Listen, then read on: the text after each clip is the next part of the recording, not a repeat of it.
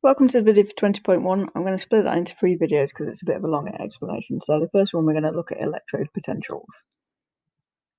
So for this, we're going to look at half cells, but we need to imagine, this is a bit of a bad diagram, so I apologise, but this is a copper strip that's submerged into copper sulfate solution.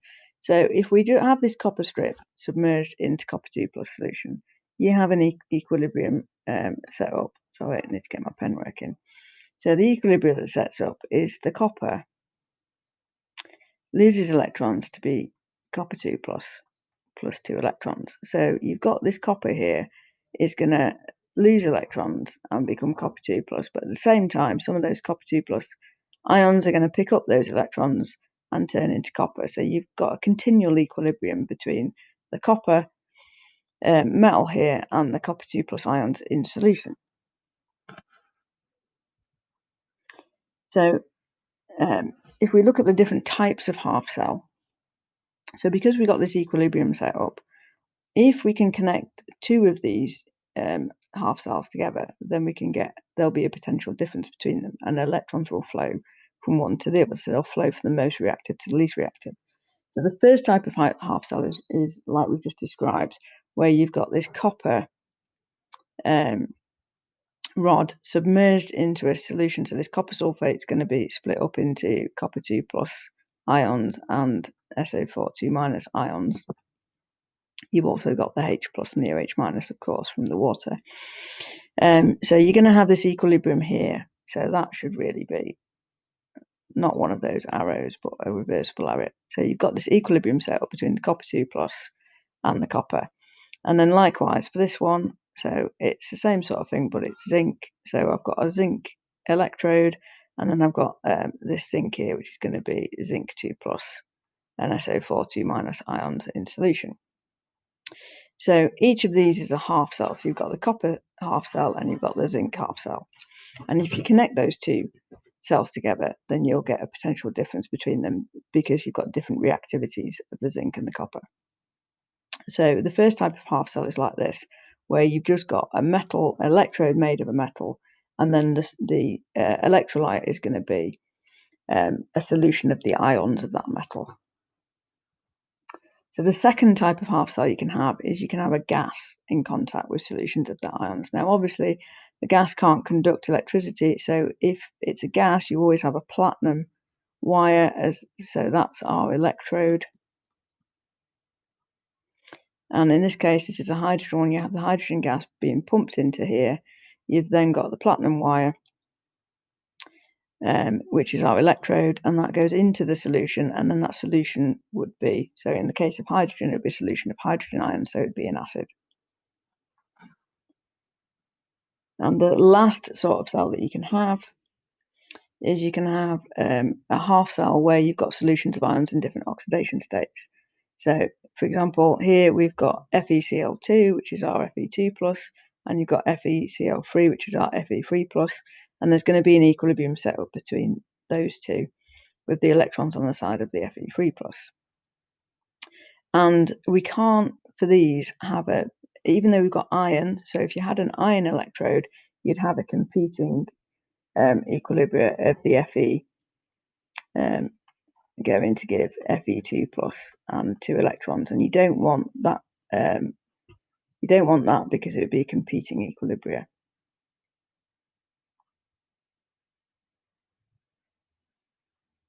So for these, we need to have my pens. So for when we've got solutions of ions in different oxidation states, we always have a platinum electrode.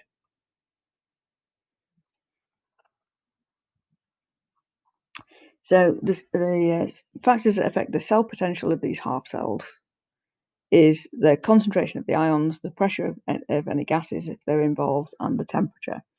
So we need to have standard conditions. So the standard conditions are that we have 1 molar concentration of the ions.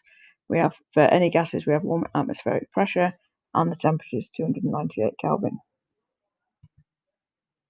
So we can't measure individual cell potentials. So the cell potential is kind of how easily it's going to give up those electrons. So we can't measure individual cell potentials directly. So what we need to do is connect them to a standard, so we can measure the difference in cell potential, but not the individual cell potential. So we've assigned the standard hydrogen electrode, which is drawn here, and we need to learn how to draw this, because you're sometimes asked in an exam to draw that. So this is the standard electrode, so everything is relative to this. So this is assigned a value of 0 volts, and then when you connect that with other half cells, you can measure the cell potential of the other half cell. So what you end up is something like this. So this is our standard hydrogen electrode.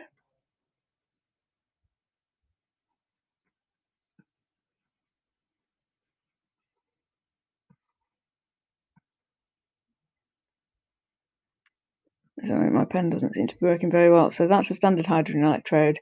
This is the one that we're measuring. So we connect the two together. We've got this wire and a high resistance voltmeter, so that's going to measure the cell potential. And we need to connect it by the salt bridge. So the salt bridge is needed anytime we connect two half cells together, because it completes the circuit and therefore allows current to flow. Now, normally it'd have KCl in it, but sometimes that's not suitable if it's going to react with other ions. So, for example, if we had Ag+, that would react with the Cl- to give us AgCl, and we know that that's a solid, so these would be aqueous. So you'd have this reaction going on, and that would remove the Ag+ from the solution, and so it would affect the equilibrium and affect the cell potential.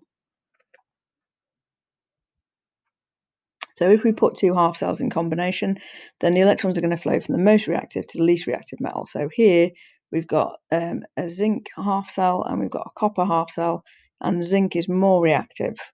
So the electrons are going to flow along here from the most reactive metal to the least reactive metal over here. And again, it's connected by a salt bridge. So the overall reaction, the two reactions we're going to have, so the zinc's going to give up its electrons because it's more reactive to give zinc 2+, and then the copper 2+ is less reactive, so it's going to accept those electrons, and it's going to come copper metal. And if you add those two half equations together, you'll get the overall reaction of zinc plus copper 2+ to give zinc 2+ plus copper. So sometimes we get unusual combinations, and these are quite often asked in exam questions. So here you can see actually you've got the same electrolyte here, and you've got the same electrodes. So in both of these, we've got this equilibrium. Sorry, my pen's just a little bit dodgy here. So for both of these, we've got this equilibrium here going on here. So that's aqueous and that's solid. So that's happening in both of them. But you'll notice the concentration. So this one's a higher concentration and this one's a lower concentration.